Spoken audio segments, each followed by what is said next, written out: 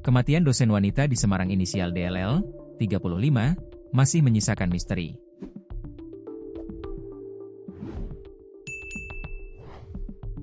Sebab belum diketahui penyebab pasti meninggalnya dosen Untak Semarang di kamar hotel wilayah Gajah Mungkur, Kota Semarang, Jawa Tengah.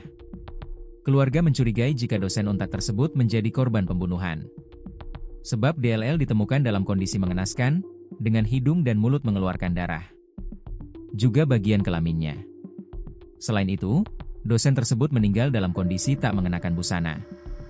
Keluarga korban menilai penyebab kematian korban ada beberapa kejanggalan diantaranya informasi kematian korban yang berjarak cukup jauh. Korban ditemukan meninggal dunia pada Senin, 17 November 2025, pagi sekitar pukul 5.30 WIB, tapi keluarga baru menerima informasi kematian korban pada Senin petang. Korban juga ditemukan dalam kondisi telanjang dan telentang begitu saja di lantai keramik tanpa alas apapun.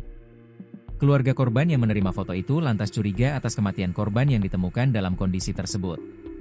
Pada bagian lain, wajah korban dalam foto tersebut juga sangat berbeda dengan kondisi semasa hidup. Informasinya keluar darah dari hidung dan mulut korban. Kemudian sekilas dari foto korban yang kami terima, ada bercak darah keluar dari bagian intim korban. Nah ini yang masih membuat keluarga korban masih merasa janggal atas kematian ini, terang Tiwi, kerabat korban, saat dihubungi Tribun Jateng, Selasa, 18 November 2025. Kendati merasa janggal atas kematian korban, keluarga korban sejauh ini masih menunggu keputusan keluarga besar untuk langkah hukum ke depannya. Sebenarnya keluarga sudah menggebu-gebu tapi silahkan nanti keluarga terutama kakak kandung dari korban, ujar Tiwi. Kerabat korban mengungkap dosen Untak Semarang berinisial DLL, 35, ternyata satu kartu keluarga, KK, dengan polisi berinisial B berpangkat AKBP.